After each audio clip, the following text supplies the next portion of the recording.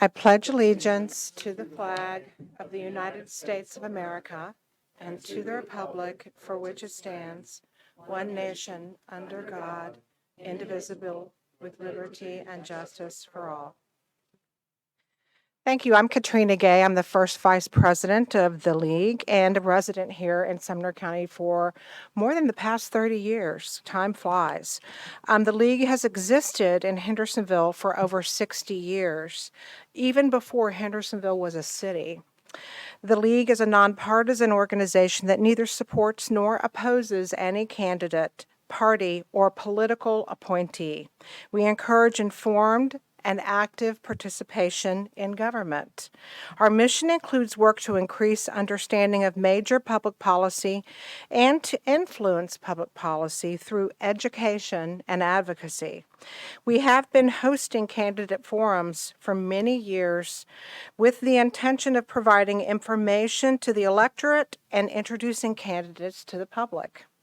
We prioritize voting accessibility and integrity for our elections to make democracy work. We are advocates for open government, including open meetings and records. Last spring, the league board made a decision to host a forum for the candidates who are campaigning to be an alderman in Hendersonville. With new ward boundaries drawn, there would be changes in the area included in the 6 wards. An October forum would allow voters to determine what ward they're in and also who is running to represent them in the next 4-year term.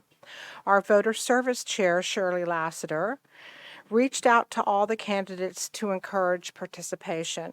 As responses from the candidates were turned in, only Ward 1 would have both candidates appear in the forum. We thank you for being here.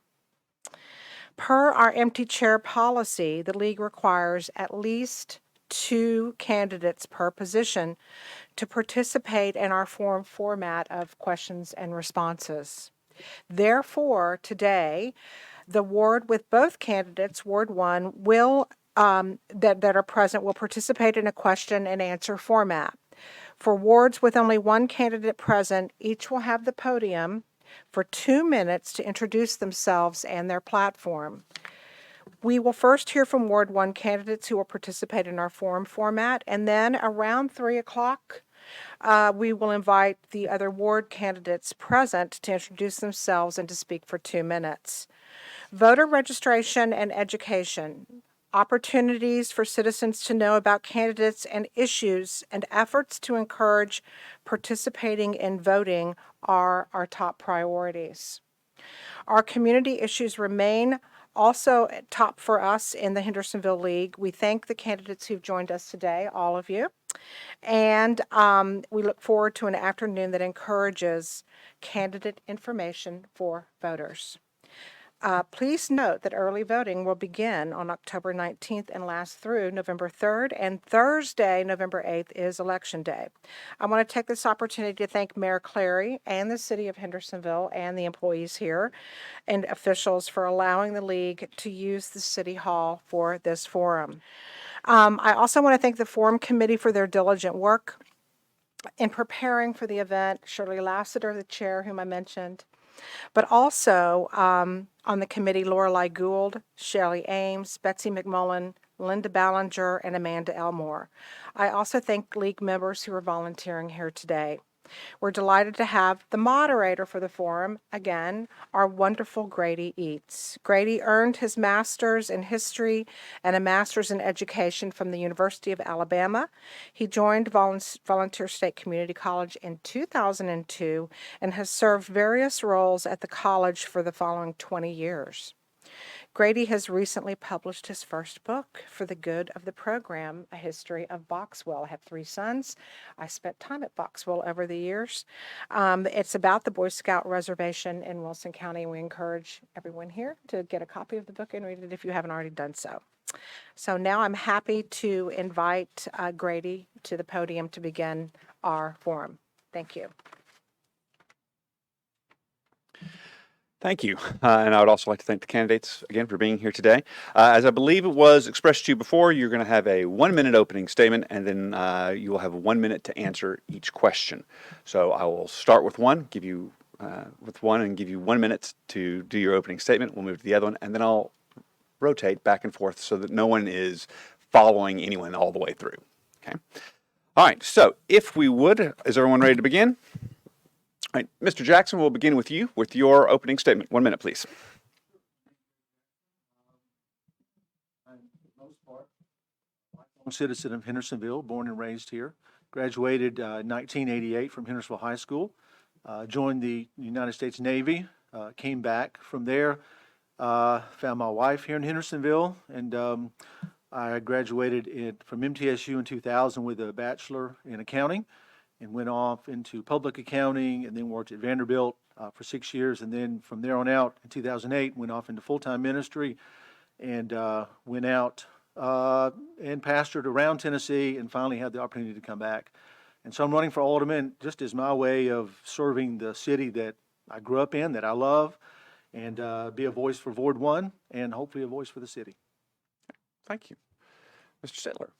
Oh, good afternoon, Eric Sittler. I too was raised in Hendersonville, went to Hendersonville High School, graduated in '88 with Mr. Jackson actually, so we know each other. Joined the military, joined the Army, and spent about 12 years in total in the military. Decided Hendersonville wasn't that bad a place after all, and came back and moved to Hendersonville, where I've been married to my wife for going on 24 years. We got 2 kids we've raised here, and like Mr. Jackson, I just find it a good time to give back to my community and just make it the town that I remember growing up. But thank you very much for having me. Thank you. Mr. Sittler, if you wouldn't mind, would you bend your microphone toward you to make sure that we can pick that up appropriately? Thank you. All right, we will begin the questions. Gentlemen, are you both prepared and ready? Okay. Mr. Sittler, we'll begin with you. What do you see as the major needs of your ward, and how will you address them? My ward, I've lived in Ward 1 for 20 years, and I have felt for quite some time through representation and through my residency there that that ward has kind of been treated as the redheaded stepchild of the city.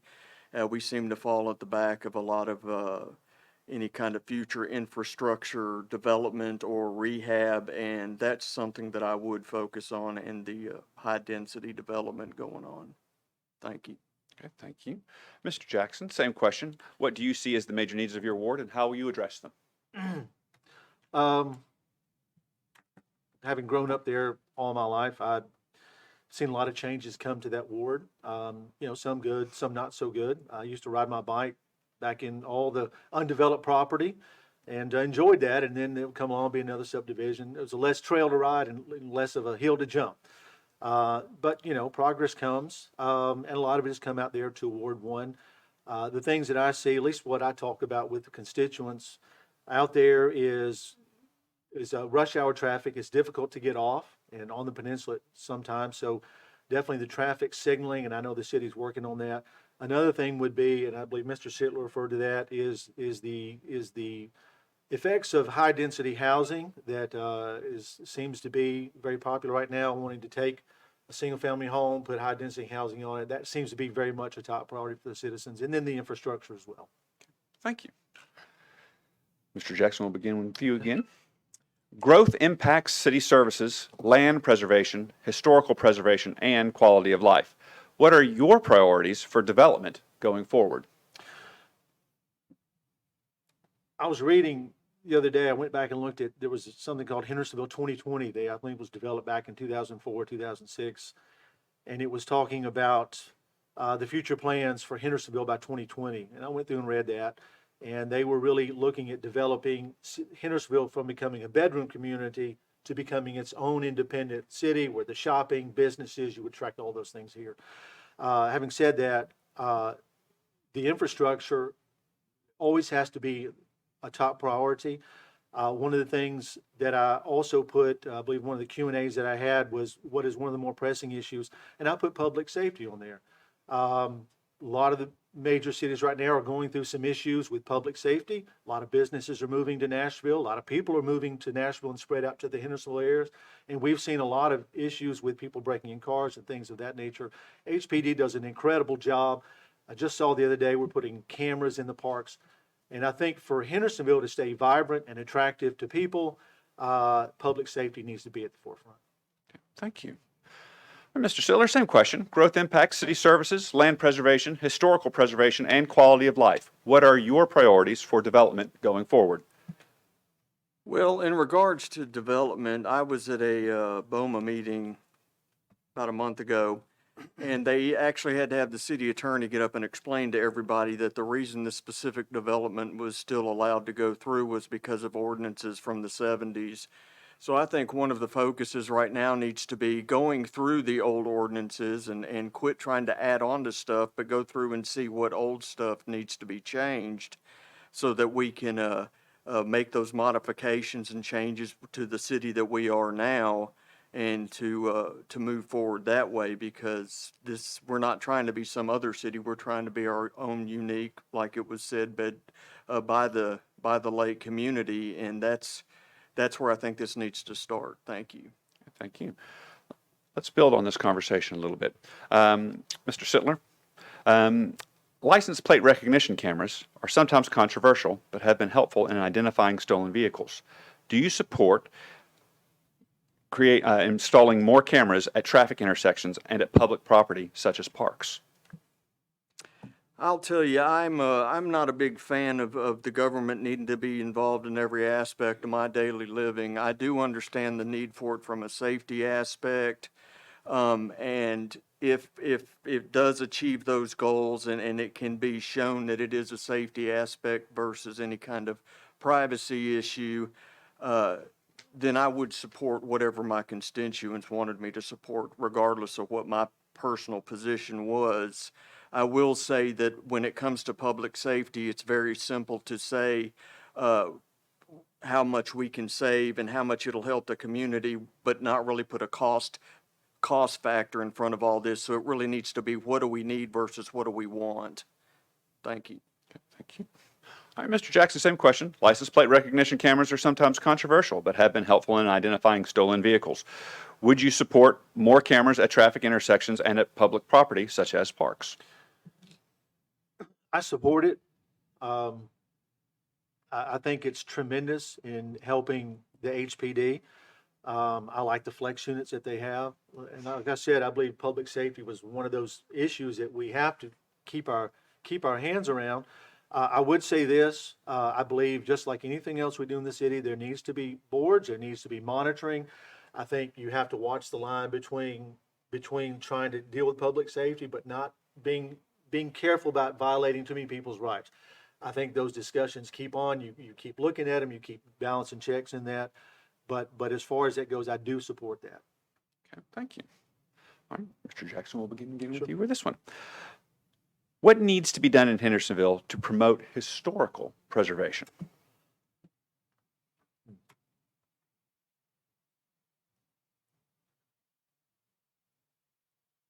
That's a good question. I'm not sure I even thought about that one, but let me think for just a moment about it.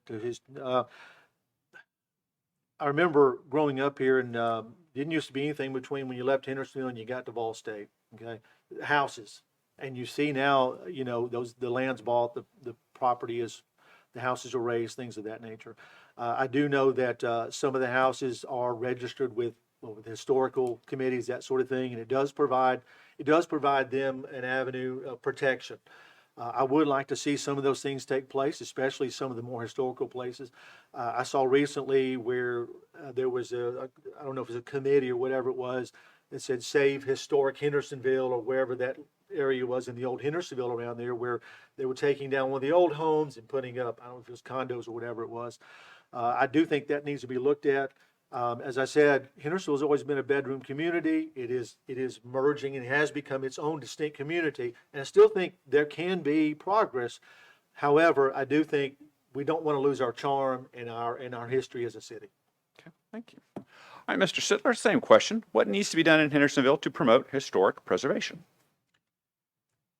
Actually, that's one of the areas I think the city, in conjunction with the county's done a pretty good job with, is the historical preservation. Now, I say that from a purely historical aspect and not with the developmental impact.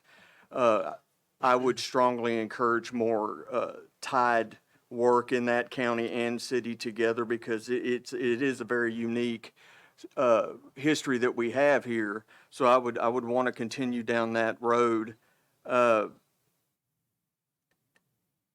As far as funding or money involvement, I really don't know enough about what the city's doing to keep that momentum moving. So I'm just going to leave it at that. If I were specifically asked that by a constituent, I would have to give it some research and take some input. Thank you. Let me go into the weeds just one little bit with this, and then we'll move on to other things. Mr. Sittler, this would be your question to begin with. What is your vision for Old Town Hendersonville? Does Old Town Hendersonville need additional protection by way of zoning or other actions? Yes. Would you elaborate? That area is, I do not believe, designed for the kind of development that wants to be shoved in there. And that goes back to, I think the city needs to be focusing on the old ordinances pretty quickly and making these changes before any other developments or plats or PUDs get pushed through. But no, it can't handle it. I already see parking on the streets coming out of this. It goes back to Mr. Jackson's safety concern. We've got schools there. That's why I go back to my yes statement. Thoroughly yes. Thank you. Mr. Jackson, to you as well. What is your vision for Old Town Hendersonville? Does Old Town Hendersonville need additional protection by way of zoning or other actions? I would agree with Mr. Sittler on that.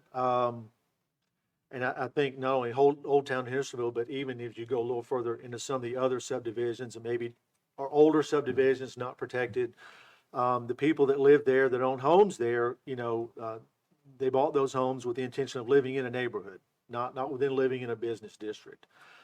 And I think when you come in and you take one of those down and the ordinances are not in place to protect them, all of a sudden, you've got a single family homes and now you have 16 homes or whatever the case may be.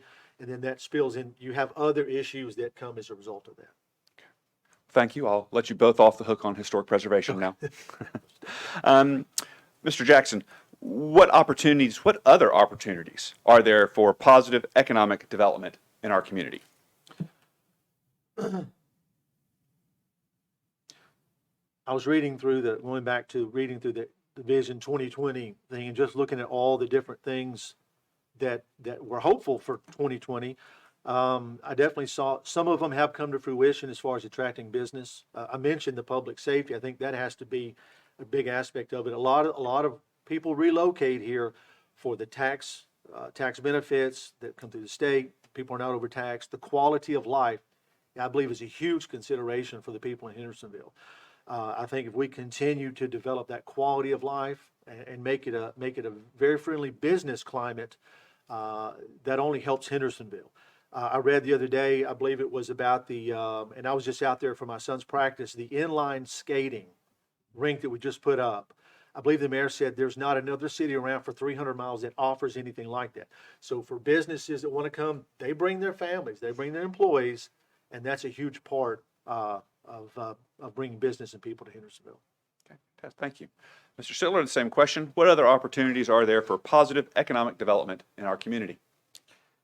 I do not currently know how the city's approaching the soliciting of businesses to come to this area, but I think we have a lot to offer, and that would be the residential aspect of everything, so that if we can keep pushing through things like the inline skating that Mr. Jackson was talking about, and show how this can be a wonderful place to live and just raise a family, just the whole dynamic of that's going to cause businesses to come in here and want to be here because the people are going to be happy here, and a happy employee makes for a happy business.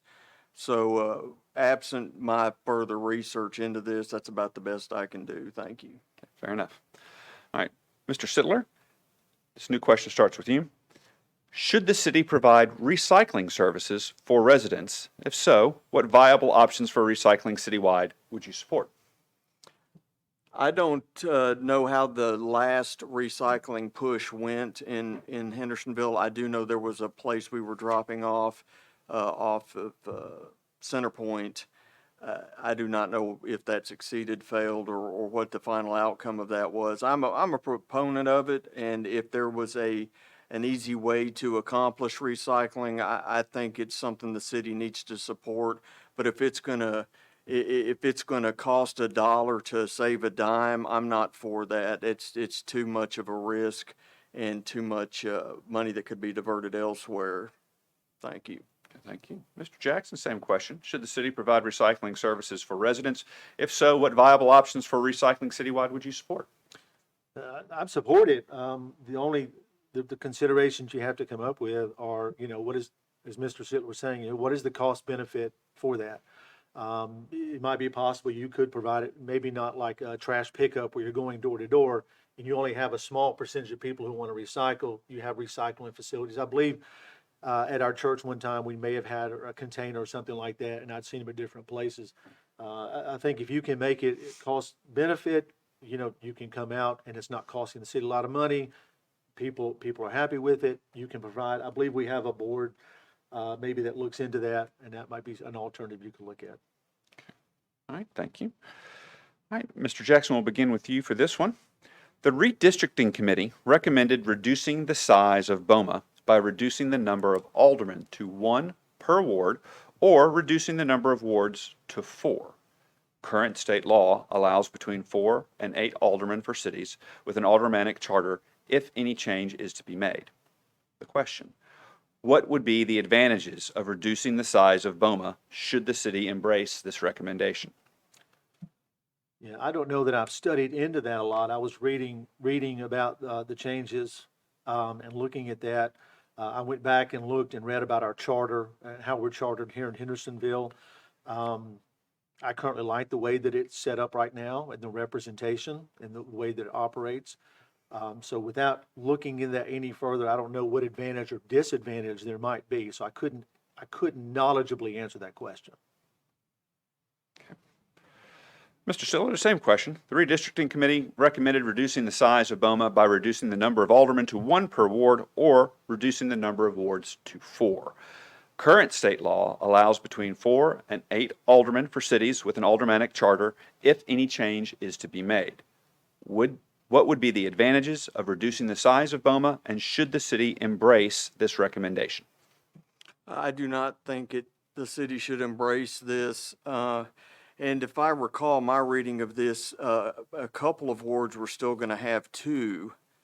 And I do not understand how that's a good form of government to have a complete revamp of a ward instead of offsetting periods of ward members. It creates a good counterbalance to even ward-specific issues where you don't like the way one person's working within your ward. You have the opportunity in 2 years to change that person, much like Congress, much like the way most of the representation in this country is. You have an offsetting relief valve for that method. So I do not support it, and to be perfectly honest, I didn't like the way it was even written. If in fact I read it correctly, where some still get 2, but the largest wards are getting 1. So unless I'm wrong, and I could be, my wife lets me know regularly I am, but that's where I stand. Thank you. Okay, thank you. All right, Mr. Sittler, we'll begin with you for this one. The League of Women Voters supports transparency in government, openness, honesty, and accountability. This includes open records, sunshine laws, and agenda transparency.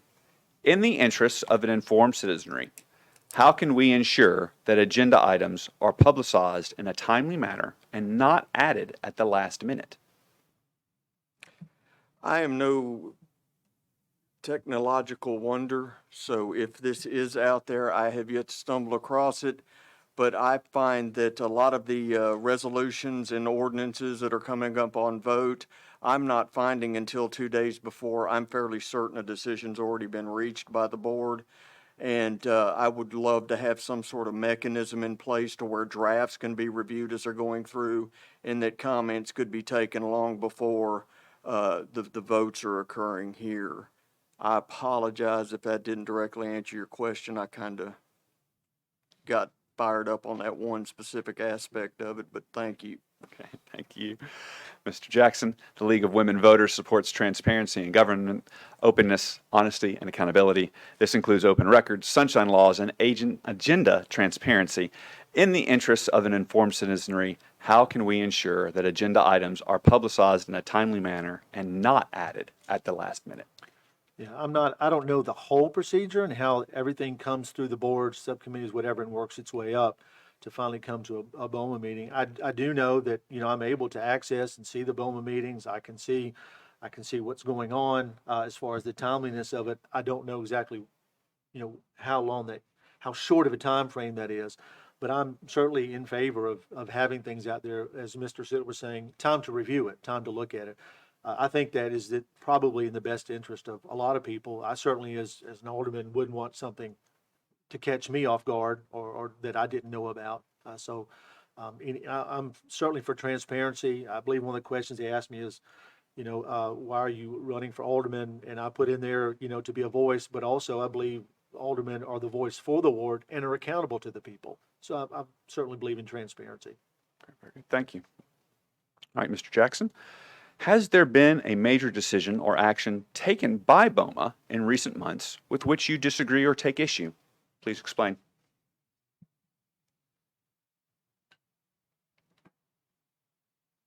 Not one that I necessarily took issue. I may or may not agree with the way everybody votes on it. I was certainly watching the development down on Saunders Ferry in Hickory Heights. I just live up the street from there. So I was very much looking at that one right there. I think it was handled appropriately. So I can't think of one that I would say I would really just disagree with how they handled this process. Mr. Sittler, same question. Has there been a major decision or action taken by Boma in the recent months with which you disagree or take issue? Please explain.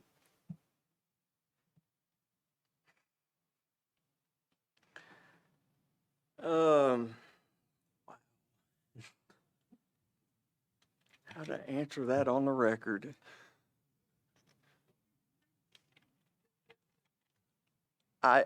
Transparency's my biggest problem of late, and the ability to contact and receive any kind of comments back when I speak directly to members of the city, aldermen specifically.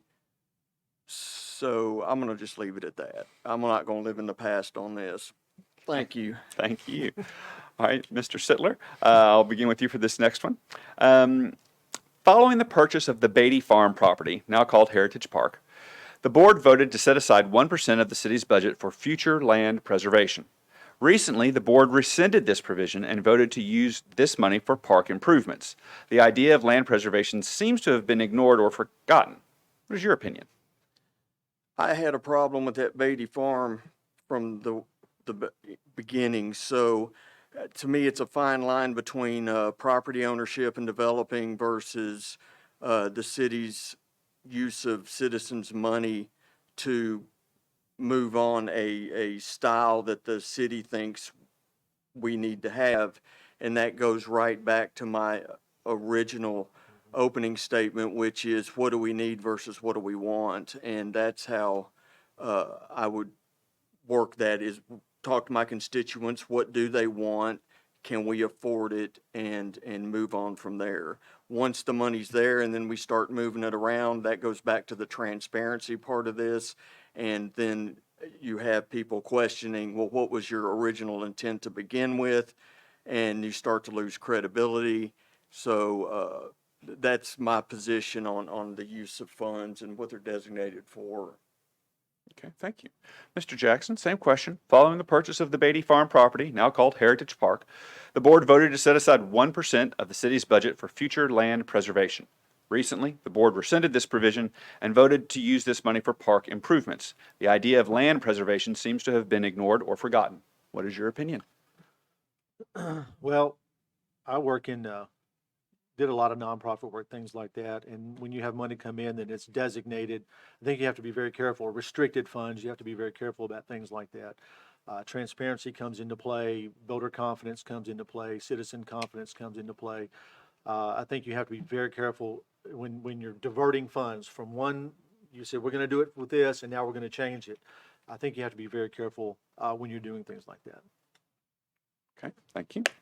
All right, Mr. Jackson, there are 26 miles of shoreline in Hendersonville. What can the city do to increase commercial and public access to the lake?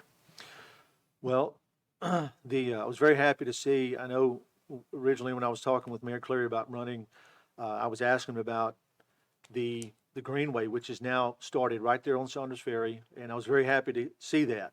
It makes very good access and usability for people just to go right up and down the shoreline right there. And then that's going to attract businesses are going to want to be where the people are going to be, and it looks very nice. I think the city is working very hard and trying to get grants to continue. I think from Mallard Point, where it's going to end, they're going to try to take it out to Saunders Ferry. I think anything the city can do to try to get grants and funding to increase the greenways and to make the usability of that land is only going to attract business to it and the people to it. Okay. Mr. Sittler, same question. There are 26 miles of shoreline in Hendersonville. What can the city do to increase commercial and public access to the lake? I've really never given that very much thought. That's a great question. I don't know how much of that is accessible land for development versus residential land. So that would be one of the first things I looked at. But I'd want to focus on the ability to have some sort of commercial entity involved in the development so they could help offset some of the costs. Obviously, any state or county grant, or I'm sorry, state or federal grant money that we could receive from that, and maybe some core feedback on it as well. But I would definitely entertain that, but it'd be at what cost to the citizens. Thank you. All right, Mr. Sittler, we'll begin with you. Part of the nearly $6 million in coronavirus fiscal recovery funds allocated to Hendersonville by the U.S. government have been used to give premium pay to essential workers. The rest has gone into the general fund because the pandemic negatively impacted many aspects of the city's budget. Do you agree with this? I don't disagree with it, but I only say that because I'm unsure with how that money's being spent in the general fund. I fully support how it was spent prior to that allocation, but I don't have enough information on the use of those funds. Thank you. Fair enough. Mr. Jackson, same question. Part of the nearly $6 million in coronavirus fiscal recovery funds allocated to Hendersonville by the U.S. government have been used to give premium pay to essential workers. The rest has gone into the general fund because the pandemic negatively impacted many aspects of the city's budget. Do you agree with this? Yeah, I sort of agree with Mr. Sittler. I don't, without knowing more about it, it would be hard to make a determination. Obviously, what would be the stipulations that comes with that money? Many times you get a grant, federal grant, whatever kind of money, they say you can do this, this, or this. So it'd be hard to say unless I could see what are the stipulations given to the money, and if they say you're free and clear, use it for the other things, I don't know that I would have a problem with it. Okay. Mr. Jackson? How have you prepared yourself to best represent your ward? What has been your involvement in city government, and have you attended Boma meetings and committee meetings?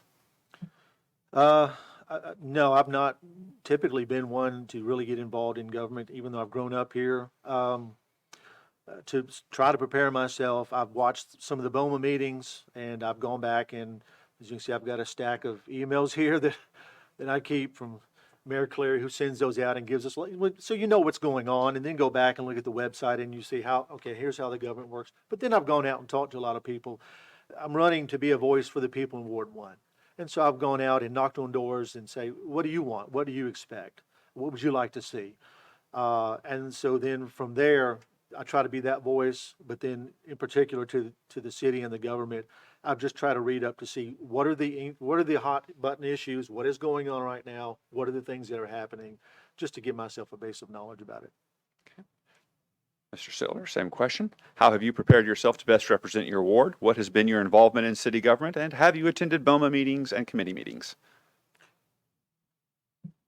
I personally think that the best thing I can do is be somebody to listen.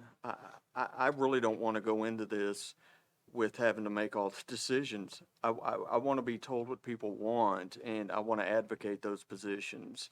I don't want to sit here and spend a lot of time thinking about what somebody else might want. I'm a big advocate, and if you need help, you're going to have to ask for it, because I'm not going to assume you need help. And for the same reasons, I'm not going to be able to advocate a position for you unless you tell me what your position or feelings are. As for attending the meetings, I have attended a lot of Boma meetings and county commission meetings. I've attended most everything but the school board meetings. So I see how things move, and I just feel like a lot of times when I go, I'm just showing up a day late to the show because I don't know the meat of what's being voted on a lot of times until a day or two before, when that agenda gets published. So it seems to be more of an exercise of entertainment versus positive involvement. Thank you. Thank you. Mr. Sittler, do you support the referendum giving citizens the ability to vote on term limits for the mayor and aldermen? Why or why not? So the question is, should they be allowed to vote on it? Yes. It's the referendum giving citizens the ability to vote on term limits. I think the more that the citizens can get involved in voting on what happens in the city, the better. I'm kind of on the fence with how I would vote on something like that. I can understand where people get disgruntled about the same ones that keep getting voted in, but my ultimate hang up with voting for term limits is I believe I'm voting in a policy that tells others how they can and can't vote. I'm a big proponent of voting, and if you don't like the way things are, your opportunity to change that is to vote. And if I like the way somebody's doing something, I shouldn't be told I can't vote for them anymore. So I see both sides. Thank you. Okay, thank you. Mr. Jackson, same question. Do you support the referendum giving citizens the ability to vote on term limits for the mayor and aldermen? Why or why not? I do support it. I do agree with the position Mr. Sittler has taken, and that is, you want to always have accessibility. You want to give people options to be involved in city government. So in that respect, I am for it.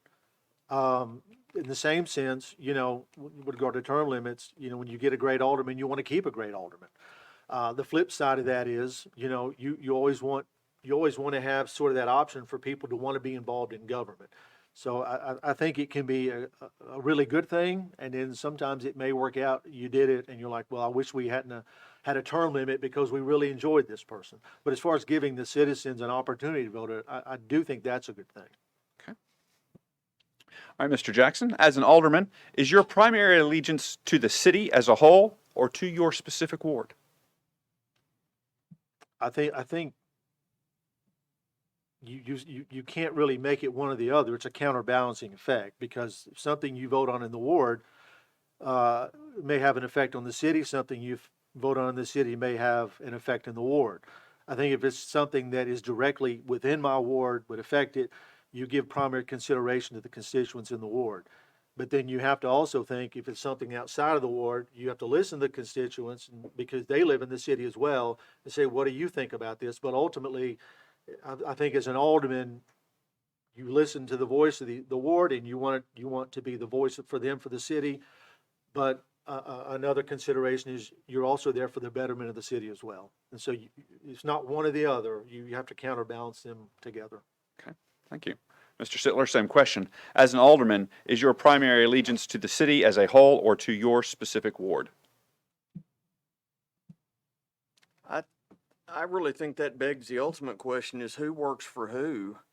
I would say wholeheartedly my job is to work for my ward. And that's the whole purpose of anything the city enacts, is for the benefit of the ward. So that would be my job, is wholeheartedly represent the ward. Thank you. Mr. Sittler, what do you believe differentiates you from your opponent? I'll be honest with you, not much. Vote for Eric. I'll try to, I'll tell a story in under a minute here. My wife was checking the ballot drop-offs and she said, well, the only other one that dropped one off is an Eric Jackson. And I went, I wonder if that's the same Eric Jackson I went to high school with. And, you know, we knew each other then, and it gave us an opportunity to meet and talk, and we hadn't talked in years. I think we have a lot of the same principles, ideas, so I would really like to be the alderman for Ward 1, but if I wasn't, that's okay too. Thank you. Mr. Jackson, same question. What do you believe differentiates you from your opponent? Honestly, not a lot. We have similar backgrounds, military backgrounds. I think we think a lot alike. We get along, so that's a good thing, right?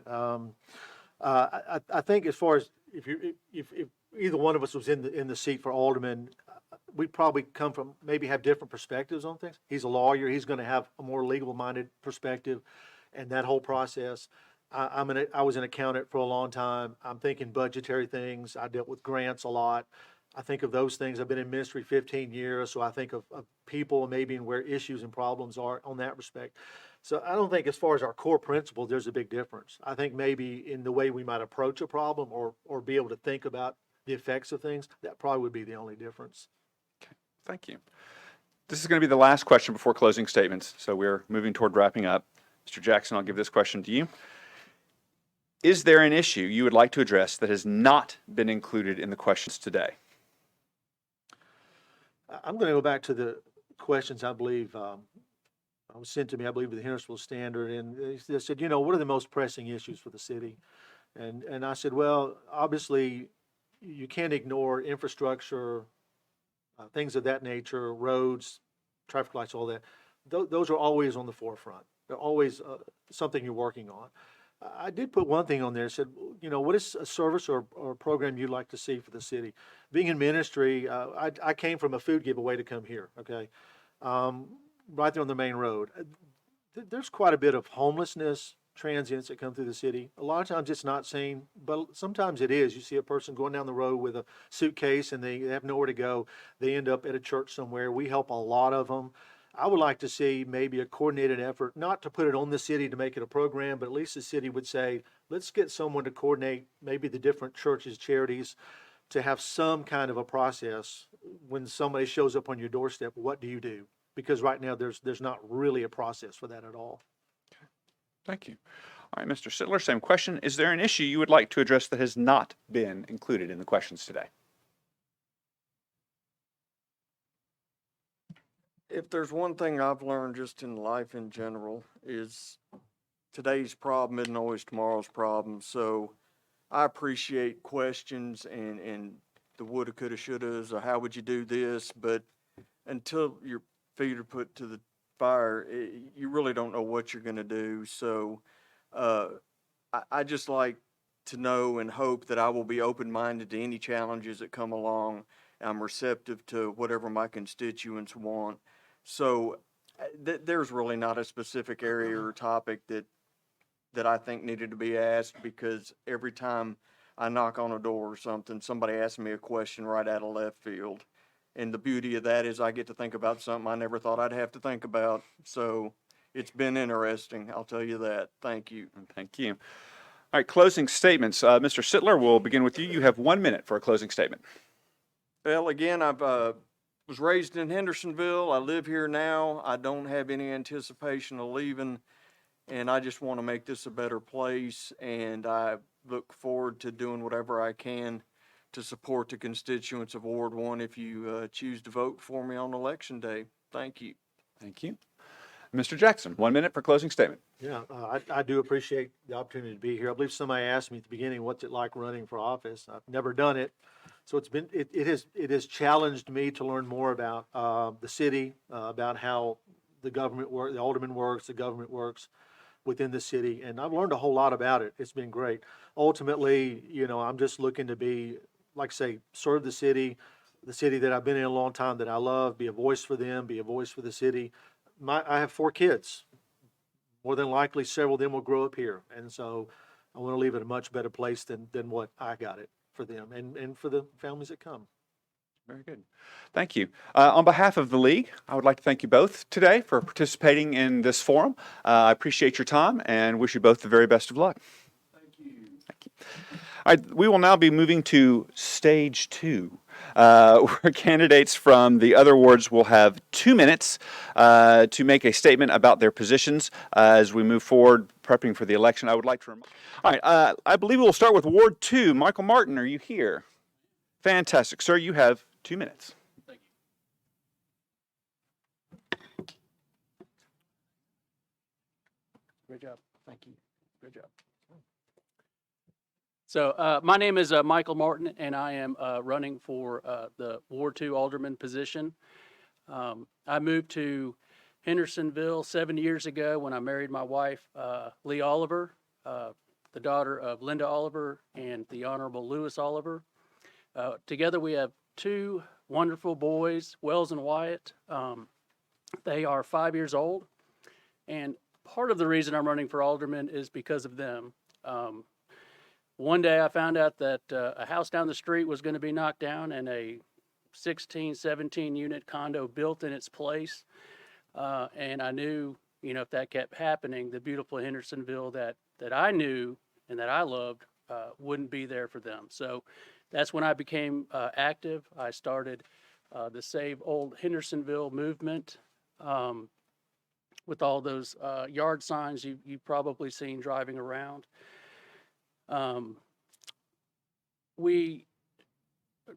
think we lost that battle, but I want to let everyone know that I think we've won the war because the planning director, Keith Free, and his staff have put together an exciting new ordinance that they've published on their website. If you haven't had a chance to look at it, go to the website, check it out. It's got a lot of great components to it. It's called Westlake, and it does a lot of the stuff that we in our neighborhood wanted, which was a historic preservation for the residents, for the houses and homes in that area.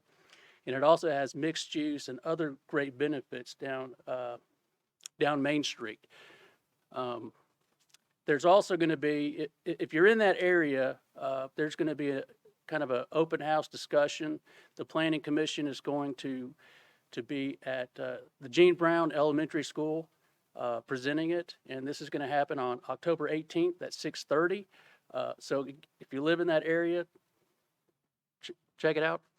If you don't, look at it, and if there's stuff in your area that you want to see happen, there's your chance to kind of see what it's all about. Thank you.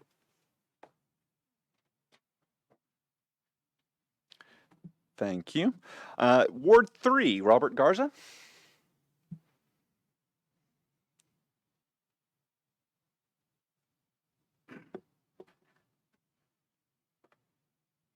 Hi, thanks for having me. Everybody calls me Bob, so my signs say Bob Garza, even though I'm officially Robert. Moved to Hendersonville in 1987 from Philadelphia, where I was promoted to a vice president here in Nashville area. I've got 3 grown kids. They're gone, thank goodness. And recently, well, my previous experience with the city was I was the president of beautiful Hendersonville, which is a beautification process. We were able to get the new Welcome to Hendersonville sign done, which we see going in and out of town. We also hung the metal brackets on the bridge so the flowers can hang there. So I did that for 3 years, and during that time, unfortunately, I left politics or beautiful Hendersonville because my wife developed dementia and passed away a few years ago. So I'm back, wanting to do more for the city.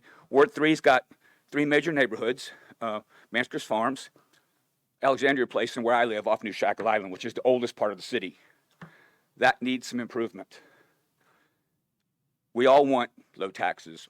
We all want our streets great. But what I want to talk about today, just because I have some time here, is I want to talk about a vision I have for Hendersonville. When you come into Hendersonville from the old way, which is Rivergate, this area has not been updated since I've moved here. We've got great businesses there. They're very successful. but they haven't had the support of anyone's vision to say, let's do some trees, let's do some bushes, let's do some things that make it beautiful so you don't drive down like a dead street. I think there's ways to do this. I want to be a part of that, whether it's as an alderman, which is in my ward, or with the committees that Michael was talking about, that talked about making it beautiful again. I mean, we are a tourist city, and people tell me, realtors, they go around down Main Street and come up on Indian Lake just because they're embarrassed by what they see. I want that to change. Thank you.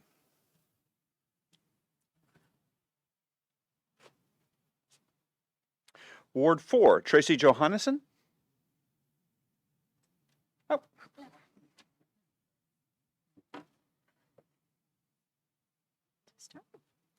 Hi, I'm Tracy Johansson. I am running for Alderman in Ward 4. I moved here approximately 5 years ago, and I am running for Alderman of this town because I love Hendersonville and I have a passion for service, and I want to make a positive difference in this community. A little bit about me is I'm a business professional. I have experience as a small business owner. I have 15 plus years as an office manager and accountant, 25 plus years as a licensed insurance agent, working on accounts from very small to multi-million dollars in revenue.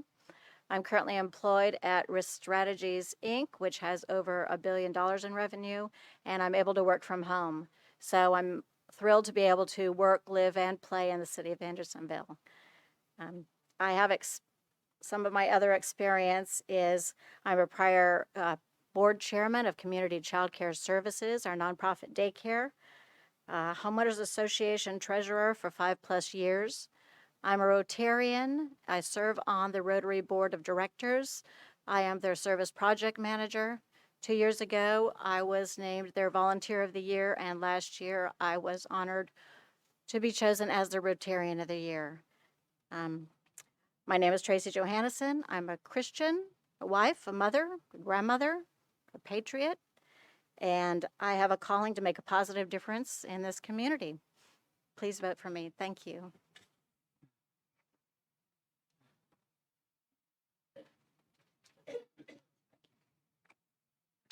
Ward 5, Sarah Hilton.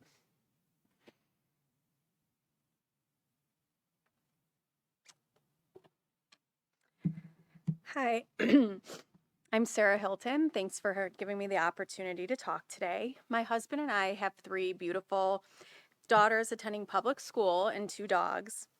In between our family, my part-time position at the Y, and my small business, I do stay very busy.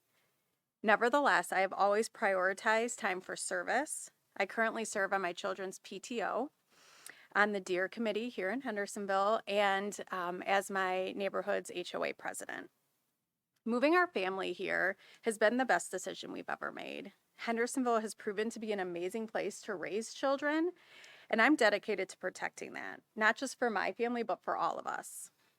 I'll be answering some of the questions that were posed to the Ward 1 candidates on my Facebook page, Hilton for Ward 5. But I also want to hear from you about your concerns, about what you think your current alderman is doing well and what you think should change. And I want to be able to represent you at Boma meetings. In order to do that, I need to hear from you, and I'm excited to hear from you. I love to have a chit chat in the grocery store or at a park. Anywhere you see me, please feel free to chat with me, and I would really appreciate your vote so that I can lead our Ward 5 team as your alderman, neighbor, and friend. Thank you.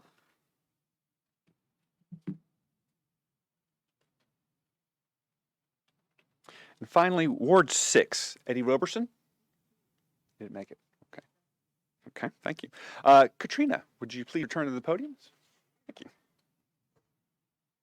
Well, that concludes our afternoon of the forum. I want to thank you all for coming out. I also want to take a moment to thank the candidates again, Eric Jackson, Eric Sittler, Michael Martin, Robert Garza, Tracy Johansson, and Sarah Hilton for taking time to share their perspectives, to listen, to be a part of this moment where we embrace this opportunity to educate voters and encourage them. Reminder, it is very important that we all vote, but also that we encourage others to vote as well. So early voting begins October 19th, goes through November 3rd, and of course, Election Day is November 8th on a Thursday this year. Thank you so much for coming out. On behalf of the League of Women Voters of Hendersonville, we are very appreciative to the city of Hendersonville, to the mayor, to staff, and others within the city for allowing us this moment and helping us to educate the voters of Hendersonville. Thank you so much and have a great day.